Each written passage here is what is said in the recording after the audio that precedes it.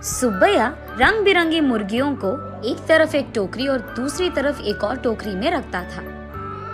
उन मुर्गियों को सारा गांव घुमाकर उन सबको बेचकर पैसे लेकर वो खुशी खुशी घर लौटता है। सुनो करके उसकी पत्नी सुब्बम्मा को पुकारता है सुब्बैया। हाँ जी, आप आ गए, सारे मुर्गियों को बेच दिया आपने, ऐसे कहती है सुब्बम्मा। अरे हाँ हाँ, दुगने दाम को बेच दिया मैंने, ऐसे खुशी में कहता है सुब्बैया। हाँ, उस मुर्गी को अंडे देने के लिए 2 महीने इंतजार करना पड़ेगा अब। हाँ, बात तो सही है। उन सब मुर्गियों में से एक गुलाब रंग की मुर्गी को अपने हाथ में लेकर, हाँ, ये मुर्गी तो हर 2 महीनों में एक बार ही अंडे देता है। काश ये साल भर हर महीने ऐसे अंडे देता, हम इससे बहुत ज्यादा पैसे कमा लेते। ये कहकर उस मुर्गी को वही जमीन पे छोड़ देता है सुब्बैया। चलो छोड़ो जी, इसी मुर्गे के वजह से तो हम कुछ तो भी कमा पा रहे हैं, अब उसी से काम चलाना होगा। अब चलो, खाने का वक्त हो गया, खाने आ जाइए आप। उस रात के 12 बजने के बाद सुब्बैया धीरे से नींद में जागकर अपनी आंखें खोलता है। उसके बगल में मौजूद सुब्बम्मा गहरी नींद में थी। इसी को मौका मानकर सुब्बैया धीरे से एक चाकू को लेकर बाहर जाता है। बाहर टोकरी के नीचे मौजूद उस गुलाब रंग की मुर्गी को वो बाहर निकालता है और उस मुर्गी से सुब्बैया ऐसे बात करता है। हर महीना अगर तू अंडा देगी तो तेरा कुछ जाएगा क्या? या फिर तुझे इस बात की घमंड है कि तू एक ही है जो रंग बिरंगे अंडे देती है? आज मैं तेरा घमंड उतार दूंगा। तो क्या कि तुम हर महीना अंडे नहीं देती हो, सारे अंडे तो तुम्हारे ही पेट में है ना। उन सारे अंडों को एक ही साथ बाहर निकालकर मैं उन सबको एक ही बार में बहुत ज्यादा पैसे के लिए बेच दूंगा, देख लेना।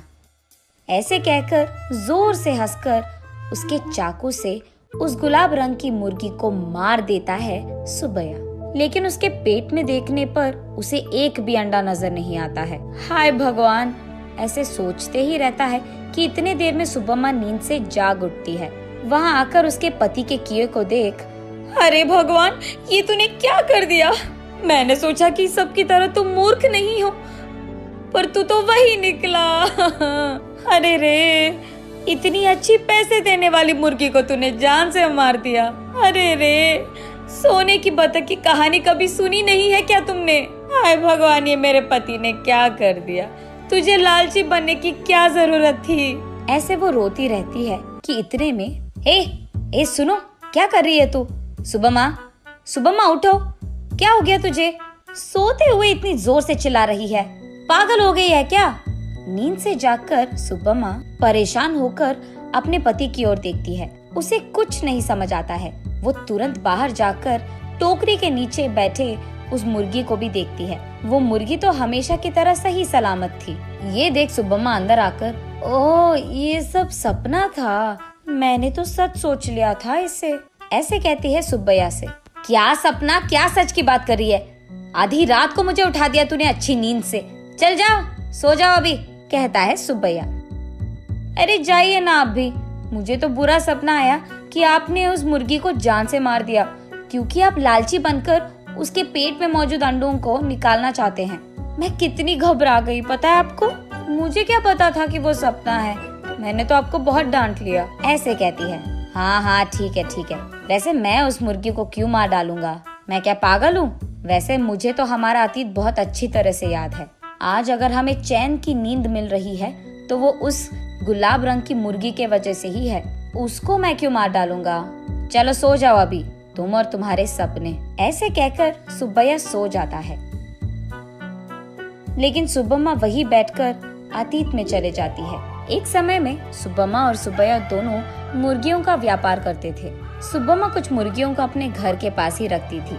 उनको खाना देना, उनके अंडों को इकट्ठा करना और उन अंडों को अगल बगल वालों में बेच देना, बड़े हुए मुर्गियों को बिकाव के लिए रख देना और उन मुर्गियों को सुब्बैया का इधर उधर जाकर बेच देना, यही होता था। लेकिन मुर्गियां हर रोज नहीं बिकती थी, कभी कभार तो 10-15 दिनों में एक ही मुर्गी बिकता था।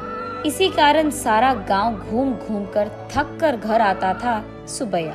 कभी कभार तो उन मुर्गियों को दाना डालने के लिए भी सुब्बैया और सुब्बम्मा के पास पैसे नहीं थे। तब एक दिन सारा दिन घूमकर थके हारे सुब्बैया उसके घर लौटता है। घर आकर वो बरामदे में बैठता है और उसके बगल में सुब्बम्मा खड़ी रहती है। क्या आज भी एक भी मुर्गी नहीं बिकी? वो ऐसे पूछ ही रही थी कि वहाँ एक साधु आता है। माता, खाने के लिए कुछ दे दो, ऐसे पूछता है। थका हुआ सुब्बैया, ए साधु, हमारे पास ही खाने के लिए कुछ नहीं है, अब तुम्हें क्या दे? अगर चाहिए तुम्हें तो हमारे पास बहुत सारे मुर्गियां हैं, एक लेकर जाओ, ऐसे कहता है। तब साधु छोटा सा हंसी एक देकर, मुर्गी का मैं क्या करूँगा बेटा, मैं मांस नहीं खाता हूँ, मेरे पास ही एक मुर्गी है, इसको तुम ही पालो, ये लो।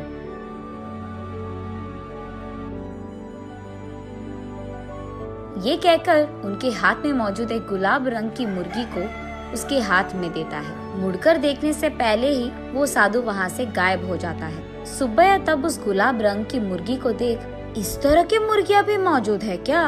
अगर इसी रंग के मुर्गियाँ हमारे पास होंगे तो हम उन्हें दुगने दाम में बेच पाएंगे, ऐसे कहता है सुब्बम्मा को देखते हुए।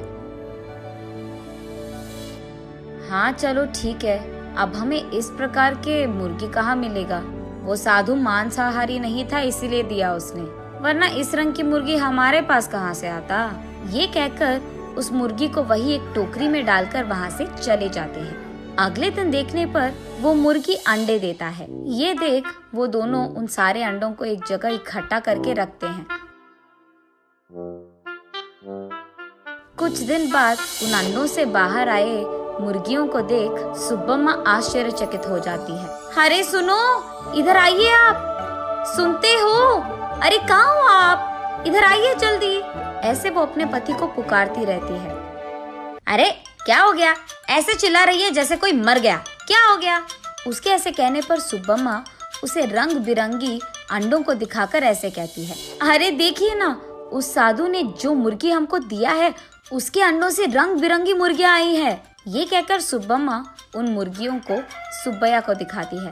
चलो अच्छा ही हुआ, भगवान की कृपा हो या साधु की, हमारे लिए तो ये भला ही है। चलो हमारी मुश्किलें तो खत्म हो गई।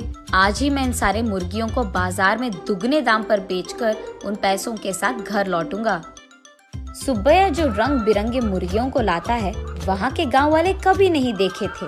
इसी कारण गांव वाले सारे बहुत उत्साह से हमें चाहिए तो हमें चाहिए ऐसे एक दूसरे में बहस करते हुए सुब्बैया के पास जाते हैं।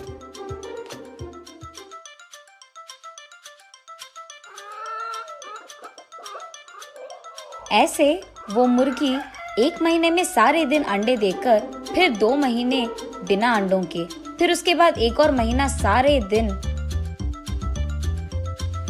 अंडे देते हुए रहती थी। अब उन्हीं महीनों में सुब्बैया भी अंडों को जमा करके उन्हें बाजार में बेचता था। ऐसे ही कुछ ही दिनों में पति पत्नी दोनों कमाए हुए पैसों के कारण चैन की नींद सोने लगते हैं।